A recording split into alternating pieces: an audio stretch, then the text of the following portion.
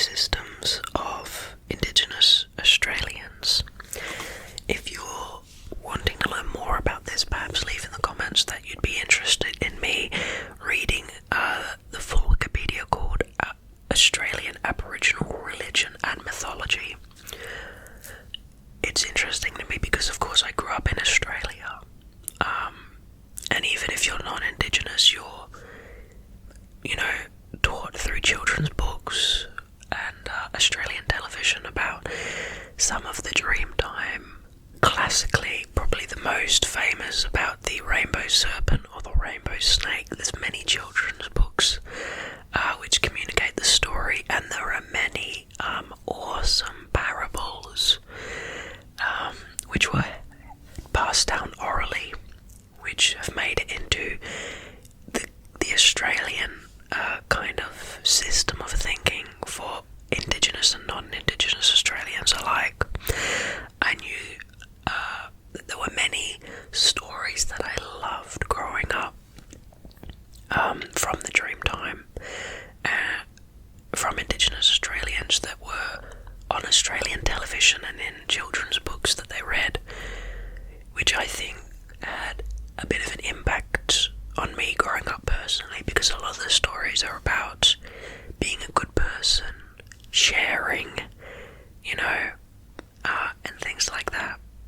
A lot of the stories are really funny as well. They're really good at humour in a lot of the stories. And I think that's probably because of them evolving over time through oral tradition. Anyway, if you're an Indigenous Australian and you're watching, feel free to just wreck me on my lack of knowledge, or anything like that. I'm not sure if we'll get up to any sensitive issues or not in this video, so in case we finish this section and move on, please just proceed with caution. We will be talking about different things, and I'm reading the entire Wikipedia from start to finish over this series. So anyway, that was a long preamble, but hi, welcome friends. Okay, traditional beliefs, Aboriginal. Within Aboriginal belief systems, a formative epoch known as the Dreaming or the Dream Time stretches back into the distant past, when the creator ancestors known as the first peoples travelled across the land, and naming as they went. Indigenous Australia's oral tradition and religious values are based upon reverence for the land and belief in this dream time. The dreaming is at once both the ancient time of creation and the present day reality of dreaming. Different language and cultural groups each had their own belief structures. These cultures overlapped to a greater or lesser extent and evolved over time. Major ancestral spirits include the rainbow serpent, Baymin, Dirawong, and Bunchil. Knowledge contained in the dreamings has been passed down through different stories, songlines, dances, and ceremonies, and even today provides a framework for ongoing relationships, kinship responsibilities, and looking after country. Traditional healers known as Nangkari in the Western Desert areas of Central Australia were highly respected men and women who not only acted as healers or doctors, but were generally also custodians of important dream time stories. Now, Nangkari here, it kind of speaks of them in a past tense, but there are still many contemporary Nangkari practitioners. This is considered as a alternative health practice, of course, but as someone who was trained specifically with cross-cultural communication and trained specifically to learn about Nankari. We had some professionals come in and talk about it, and we studied it in one of my subjects. It is really interesting. It's very unlike a lot of different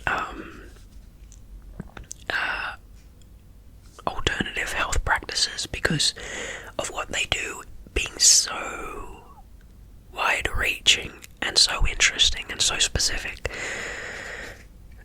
It ranges from some things being physical, like a belief in some physical remedies and stuff like that, to an also spiritual component, similar to perhaps a paganism and a Reiki infusion.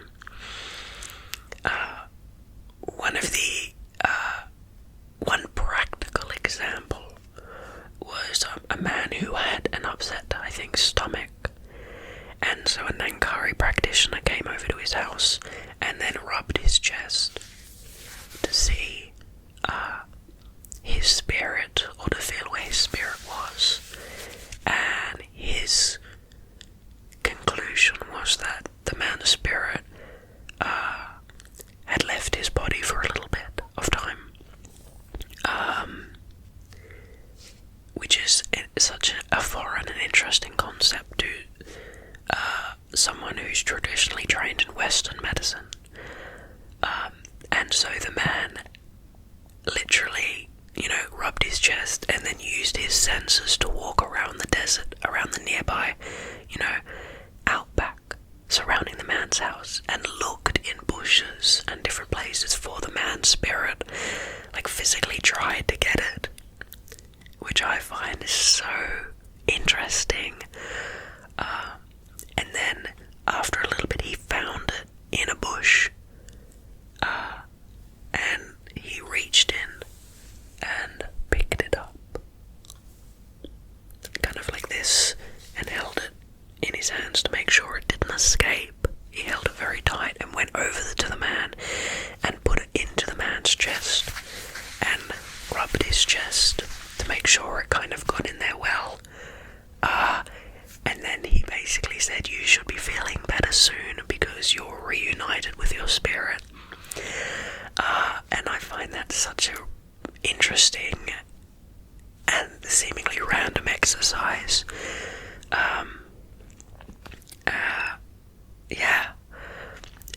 It's things like that.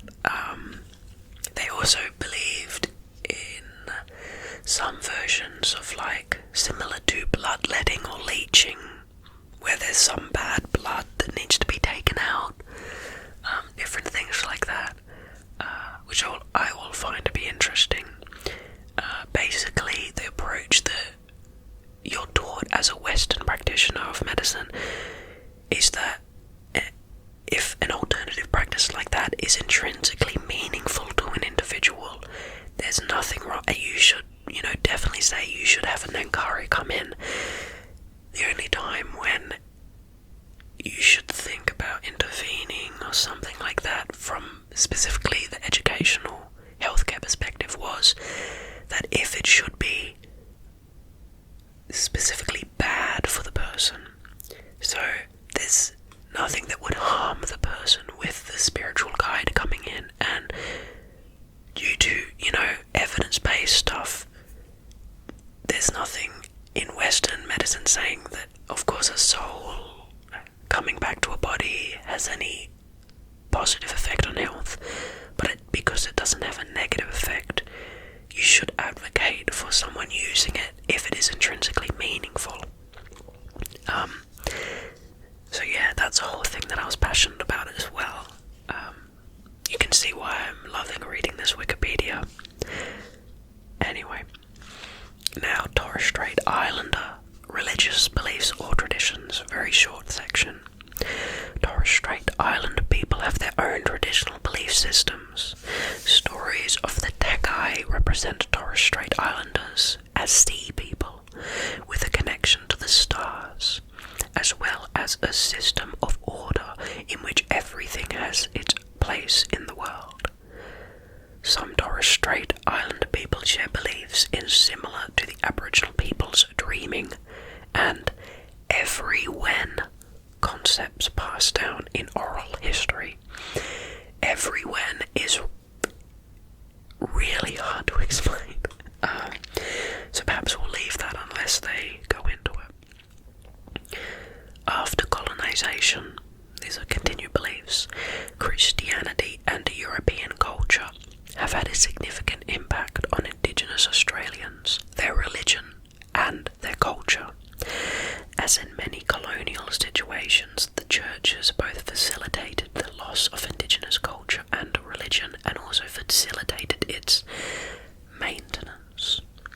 some cases such as Hermannsburg, Northern Territory and Bilderwalde in Adelaide, the work of missionaries laid the foundations for the later language revival.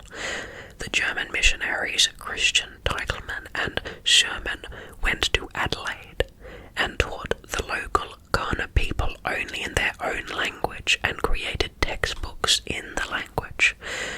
However, some missionaries taught only in English, and some Christian missions were involved in the placement of Aboriginal and Torres Strait Islander children after they were removed from their parents upon orders of the government, and therefore implicated in the stolen generations. Interesting. Now moving to Aboriginal peoples. The involvement of Christians in Aboriginal affairs has evolved significantly since 1788. The churches became involved in mission work among Aboriginal peoples in the 19th century as Europeans came to control much of the continent, and the majority of the population was eventually converted. Colonial clergy such as Sydney's first Catholic Archbishop John Bede Paulding strongly advocated for Aboriginal rights and dignity. Well, there you go, I guess that's an example of the church being a positive influence for Indigenous rights. Though I think with the stolen generation and other history surrounding there, it's a confused relationship. Around the year 2000, many churches and church organisations officially apologised for past failures to adequately respect Indigenous cultures and address the injustices of the dispossession of Indigenous people. A small minority of Aboriginal people are followers of Islam. Interesting. As a result of intermarriage with Afghan camel drivers brought to Australia in the late 19th and earlier 20th century to help explore and open up the interior. Torres Strait Island peoples in contemporary society. From the 1870s, Christianity spread throughout the Torres Strait Islands and it remains strong today among Torres Strait Islander peoples everywhere. The London Missionary Society mission, led by Reverend Samuel McFarlane, arrived on Arab Darney Island on the 1st of July 1871, establishing its first base in the region there. The islanders refer to this as the coming of the light, or coming of light, and all island communities celebrate the occasion on the 1st of July. However, the coming of Christianity did not spell the end of the people's traditional beliefs. Their culture informed their understanding of the new religion, as the Christian God was welcomed and the new religion was integrated into every aspect of their everyday lives. Recent census figures. In 2016 census, Australia's Indigenous and non-Indigenous population were broadly similar, with 54% versus 55% reporting a Christian affiliation, while less than 2% reported traditional beliefs as their religion. The proportion of Indigenous people who reported no religion has increased gradually since 2001, standing at 36% in 2019. According to Table 8, religious affiliation by Indigenous status, 347,572 Indigenous people out of the total of 649,171 in Australia declared an affiliation to some form of Christianity, with a high proportion of Torres Strait Islanders than Aboriginal people in this number. 7,773 reported traditional beliefs, 1,511 Islam. Other religions numbered less than 1,000 each. However, the question is optional. 48,000 2,670 did not respond, and in addition nearly 4,000 were reported as inadequately described. In the 2006 census, 73% of the Indigenous populations reported an affiliation with a Christian denomination. 24% reported no religious affiliation and 1% reported affiliation with an Australian Aboriginal traditional religion. Now we move into Indigenous culture, which of course is probably what a lot of you would be watching these videos for. Indigenous Australian culture has some of the most classic, well-known and also interesting culture and cultural history. So let's start with their artwork. Australia has a tradition of Aboriginal art which is thousands of years old, the best known forms being Australian rock art and bark painting. Evidence of Aboriginal art can be traced back at least 30,000 years, with some examples of ancient rock art throughout the continent. Some of these are in national parks such as those under the UNESCO listed sites at Uluru and Kakadu National Park in the Northern Territory. But there are also examples within protected parks in urban areas such as Ku-ring-gai Chase National Park in Sydney. I do love Ku-ring-gai National Park, and I have seen a lot of rock art there. These Sydney rock engravings are between 5,000 and 200 years old. A big gap. Murujuga in Western Australia was heritage listed in 2007. In terms of age and abundance, cave art in Australia is comparable to that of Lascaux and Altamira, Upper Paleolithic sites in Europe, and Aboriginal art is believed to be the oldest continuing tradition of art in the world. There are three major regional styles. The geometric styles found in Central Australia, Tasmania, the Kimberley and Victoria, known for its concentric circles, arcs and dots. The simple, figurative styles found in Queensland, and the complex, figurative styles found in Arnhem Land and the Kimberley. These designs generally carry significance linked to the spirituality of the dream time. Paintings were usually created in earthy colours from paint made from ochre. Such ochres were also used to paint the bodies for ceremonial purposes. Several styles of Aboriginal art have developed in modern times, including the watercolour paintings of the Hermannsburg School and the acrylic Papunya Tula dot art movement. Some notable Aboriginal artists include William Barak and Albert Nabachira. Since the 1970s, Indigenous artists have employed the use of acrylic paints, with styles such as that of the Western Desert art movement becoming globally renowned 20th century art movements. The National Gallery of Australia exhibits a great many Indigenous artworks, including those of Torres Strait Islanders, who were known for their traditional sculpture and headgear. Aboriginal art has influenced many non-Indigenous artists such as Margaret Preston and Elizabeth Durack. Now we move to music, dance and ceremony. Music and dance have formed an integral part of the social, cultural and ceremonial observances of people through the millennia of the individual and collective histories of Australian Indigenous peoples to the present day. Around 1950, the first research into Aboriginal music was undertaken by anthropologist A. B. Elkin, who recorded Aboriginal music in Arnhem Land. The various Aboriginal peoples developed unique musical instruments and styles.